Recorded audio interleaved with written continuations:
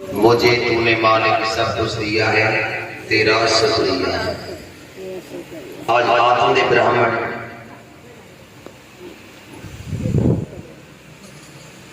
अपने गुरु के पास पहुंचे और कहा, गुरुदेव परमात्मा ने मेरे को सब कुछ दिया है कि मैं राजा हूं, लेकिन आज मेरे यहाँ दो पुत्र को जन्म हुआ है, लेकिन नामकरण संस्कार भी तो कराना है। आज भी बेटा हो या बेटी ब्राह्मण के पास जाते हैं। आज आत्मदेव ब्राह्मण के गुरु महलों में आए और जैसे ही गुरु ने बड़े पुत्र का श्रेय देखी तो बताया, भैया ब्राह्मण, ये पुत्र आपका अच्छा नहीं होगा, ये पुत्र आपका अच्छा नहीं होगा। अपने से बड़ों का आदर सत्कार सम्मान नहीं करेगा और किशोर विद्या के जीरो है। लगता है पिछले जन्म में कोई शत्रु है, ये बदला लेने के लिए आपके यहाँ आया है। ये पुत्र आपका अच्छा नहीं होगा और मैं अपनी बुद्धि के अनुसार इस पुत्र का नाम धुंधकारी लगता हूं। धुंध माने अंधेरा और काल माने तो काल है। जो गौ माता ने पुत्र को जन्म दिया, गुरु ने उसका श्रेय देखी और बता, भैया ब्राह्मण, ये पुत्र आपका अच्छा होगा, अपने से बड़ों का आदर सत्कार सम्मान करेगा, गौ ब्राह्मण संतन बड़ी सेवा करेगा और माता पिता का नाम रोशन करेगा। मैं अपनी बुद्धि के अनुसार इस पुत्र का नाम गौकर्ण रखता हूं। बोल गौकर्ण महाराज की जय। आत्मदेव ब्राह्मण ने विचार बनाया, कोई बात नहीं, एक अच्छा है तो एक बुरा भी है। संसार ये संसार निर्वंशिया है, कोई बात नहीं, अच्छा बुरा तो होता ही रहता है संसार में। अब तो आत्मदेव ब्राह्मण के दोनों पुत्र बड़े हुए। वक्त पहले समय पर न स्कूल थे न कॉलेज थे, पहले पाठशालाएं और गुरुकुल होते थे। आज आत्मदेव ब्राह्मण अपने दोनों पुत्रों को लेकर एक गुरुकुल पहुंचे, लेकिन गौकर्ण महाराज मन से पढ़ते हैं, धुंधकारी नहीं पढ़ता है। किसी को पीटना है, किसी की किताब उठाना है, बस्ते को चुराना है, नाना प्रकार लेडी सिखाती आत्मदेव ब्राह्मण की यहाँ। लेकिन आत्मदेव ब्राह्मण अपनी पत्नी से कहने धुंधली, अरे परमात्मा ने सब कुछ दिया, लेकिन संतान को सुख तो दिया है, अच्छा नहीं दिया। इससे नहीं होता मैं तो ही ठीक था। आज भी है, बेटा हो या बेटी, माता पिता की बात नहीं मानते, मन दुखी होता है। और जब मन दुखी होता तो ये कहते से नहीं होता मैं तो ही ठीक था। आत्मदेव ब्राह्मण धुंधकारी की चिंता में और संसार छोड़ के चले गए। बोलो नारायण भगवान की जय। अब तो ये माता को सताने लगा, नाना प्रकार के खोटे कर्म करने लगा, मदरा पीने लगा, जुआ खेलने लगा। अब धुंधकारी ने धुंधली से कहा कि पिताजी के पास में काफी धन था, वो धन कहाँ है? हम कोई भी खोटा कर्म करेंगे, बुरा कर्म करेंगे तो बुरा कर्म करने के लिए धन की जरूरत पड़ती है। यदि हम नहीं कमाएंगे तो धन कब तक साथ देगा? भाई बैंक में होगा आपका मिल जाएगा, जब बैंक में होगा नहीं कहां से मिलेगा? कितना भी धन है और नहीं कमाएंगे वो साथ नहीं देते। धन केवल जरूरत पूरी कर सकता है और कुछ नहीं कर सकता। लेकिन आज धुंधली ने विचार करा दिया कि इसी की चिंता मेरे पति चले गए, लेकिन अभी मेरे को नहीं छोड़ेगा। ये कथा में ज्ञान ले रही है कि अपना खून होता तो झुकता दूसरे से झुकेगा, लेकिन इस बात का पता केवल धुंधली को है। धुंधली ने विचार बनाया कि इसी की चिंता मेरे पति चले गए, लेकिन अभी मेरे को नहीं छोड़ेगा। धुंधली का मन दुखी हुआ और एक कुआं में कूद करके अपने देह की लीला समाप्त कर ली। माता पिता दोनों ही बचपन में छोड़ के चले गए। बोलो नारायण भगवान की जय। आज गोकर्ण महाराज समझा रहे धुंधकारी के भैया, मैं तुम्हारा भाई हूं, अब ये खोटे कर्म छोड़ दो, क्योंकि आपके खोटे कर्मों की वजह से हम दोनों भाई आज अनाथ हो गए। इस संसार में कोई नहीं रहा, माता पिता हमें छोड़ के चले गए, मैं तुम्हारा भाई हूं। धुंधकारी ने अपने भाई को ही पीटा और कहा, दुष्ट, जब मेरे माता पिता की बात नहीं मानी तो क्या मैं तेरी मानूंगा? बड़ा तू है या मैं? वो कहते हैं, जैसी करोगे संगत वैसे चढ़ेगी रंगत, जैसे खाओगे अन्न वैसे होगा मन, जैसा पियोगे पानी वैसे बोलोगे वाणी। संग का रंग पड़ेगा ही पड़ेगा, और जो अन्न जैसा हम खाएंगे वैसे हमारा मन हो जाता है, क्योंकि अन्न में बनाने वाले के और खिलाने वाले के भाव होते हैं।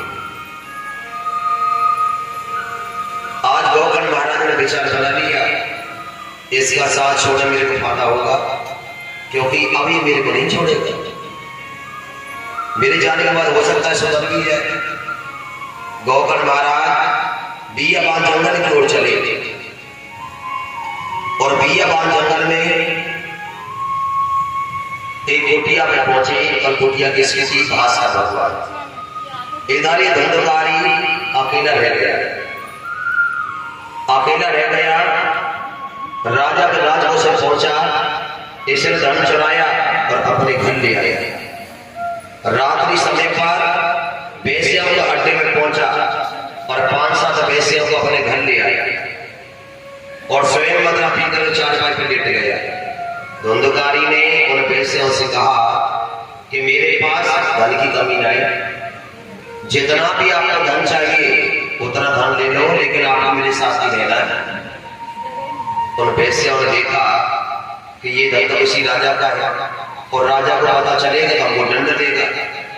उन बेसियों ने सोते हुए धुंधकारी को जलते हुए लकड़ों से पीट पीट करके देह की लीला समाप्त कर दी और इसी के मकान में गड्ढा खोदा और इसको दाब दिया। बोलो नारायण भगवान की जय।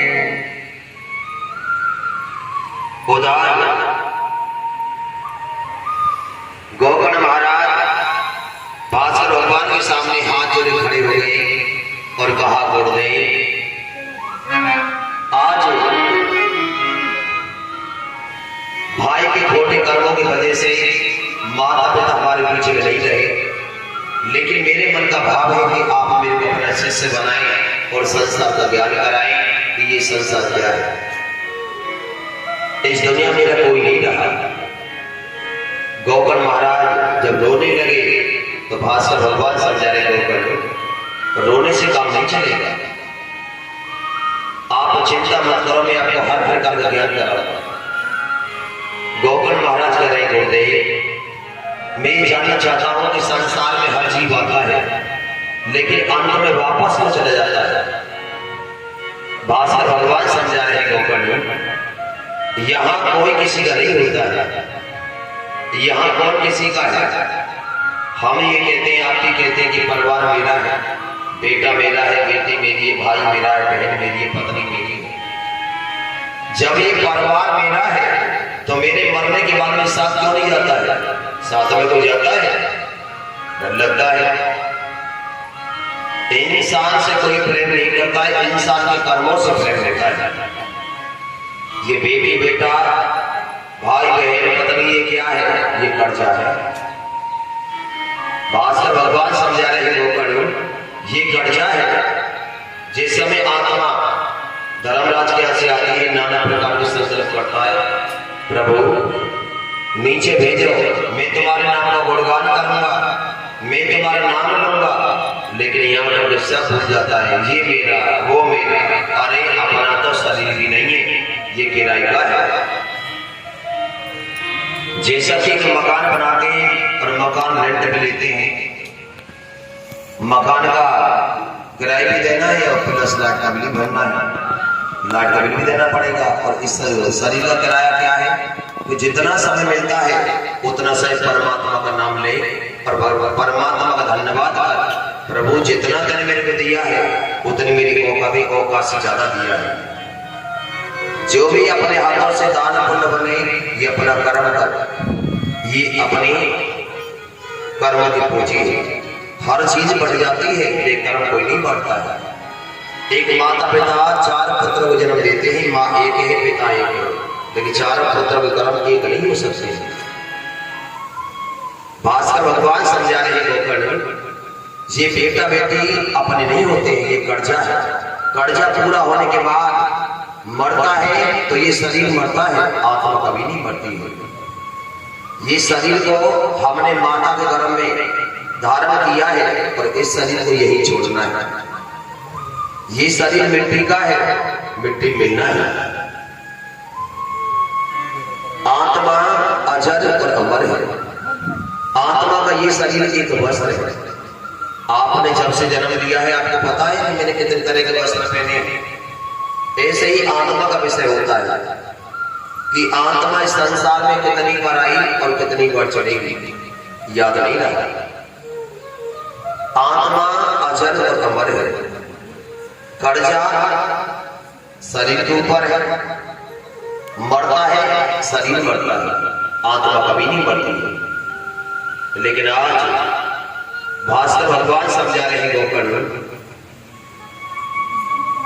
आज तक हमने आने के बाद परिवार की तैयारी करी, आज तक अपनी तैयारी करी है कि मैं भी कुछ भगवान करके आया हूं, मैं भी अपना धर्मराज के खाता खोल के आया हूं।